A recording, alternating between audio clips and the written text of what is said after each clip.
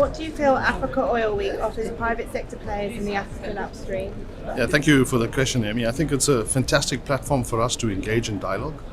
I think collectively we're much more powerful rather than singularly as private as well as government institutions. So I think the platforms for dialogue across the various sectors, especially the energy transition, is quite critical in our space.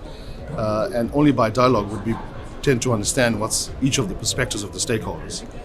And then together with government policy, private sector investment, I think this platform is fantastic for that level of engagement. Thank you.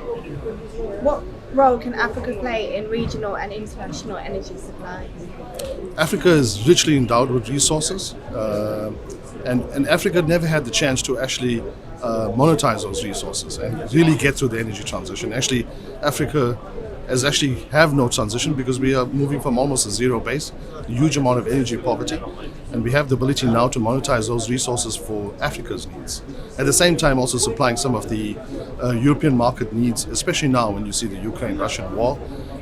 And I think with this richly endowed resources, if we play together with the right stakeholders and government institutions, I think we have a fantastic platform for managing the energy transition in a responsible way while creating socio-economic benefit for the citizens of Africa.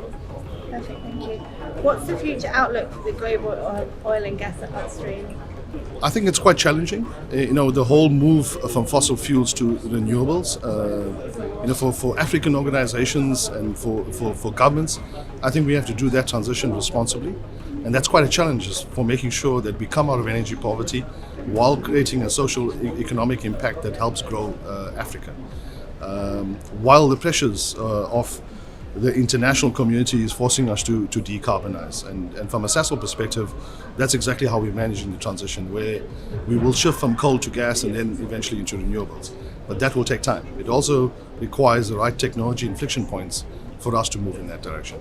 An extremely challenging space, but by dialogue, by technology innovation, by policy, by private sector investment, I think we can work together to make that happen. Perfect. Last question. What's your corporate strategy towards the energy transition? So very, very quickly, I've kind of mentioned that, but in essence, where Sasol is at the moment, we are largely coal-based in our Secunda facilities, but we are largely gas-based in our Sasol facilities in Southern Africa. And our transition is by 2030 to decarbonize by 30%. How are we going to do that? We'll do that as a combination of renewables, energy efficiency on our facilities, as well as bringing in gas. Gas plays quite a critical role between Mozambique and South Africa, so it's one of the primary pillars of the decarbonization agenda. What we're then setting ourselves up is to get into the green hydrogen space and also leverage our technology, which we refer to as eco-FT, which is agnostic to both carbon and hydrogen. And by leveraging those technologies together with shifting to the green hydrogen economy, we believe we can transition to net zero by 2050.